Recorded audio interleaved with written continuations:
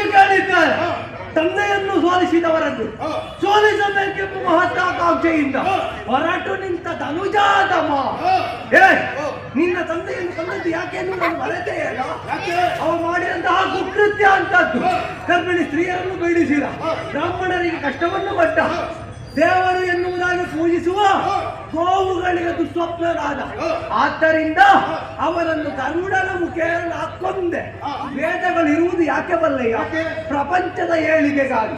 ಪ್ರಪಂಚದಲ್ಲಿ ಆಗು ಹೋಗುಗಳು ಸರಿಯಾದ ರೀತಿಯಲ್ಲಿ ನಡೀಬೇಕು ಅಂತಾದ್ರೆ ವೇದಗಳ ಪಾತ್ರವೇ ದೊಡ್ಡದು.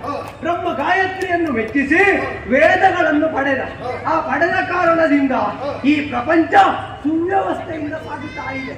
ಅದಕ್ಕೆ ನಿನ್ನಂತಹ ಕಳ್ಳರು ತಮ ಎಂದ್ರೆ ಕತ್ತಲು, ಆ ಕತ್ತಲೆಯನ್ನೇ ಆವರಿಸಿ ಬ್ರಹ್ಮನಿಂದ ವೇದವನ್ನು ಕದ್ದೊಯ್ದ. ಅವನ ವಧೆಗಾಗಿ ಮತ್ಸ್ಯನಾದೆ. ಇದು ಕೇವಲ ಅವನ ವಧೆ ಮಾತ್ರ ನಿನಗೆ ಕೇಂದ್ರವಾದದ್ದಲ್ಲ. ನನಗೆ ಬೇಕಾದ್ದೇನು? ನಿನ್ನಂತಹ ಅಸುರರು, ನಿನ್ನಂತಹ ಕೆಟ್ಟವರು ಈ ಭೂಮಿಯನ್ನೇ ಬಿಟ್ಟು ಹೋಗಬೇಕು. ಹಾಗಾಗಿ ಅಸುರರಿಗೆ ವಿರೋಧಿಯಾಗಿ ಕಂಡಿದ್ದೇನೆ. ನಿನ್ನಂತವರನ್ನು ಹುಟ್ಟುವುದಕ್ಕೆ ಬಿಡೇನು.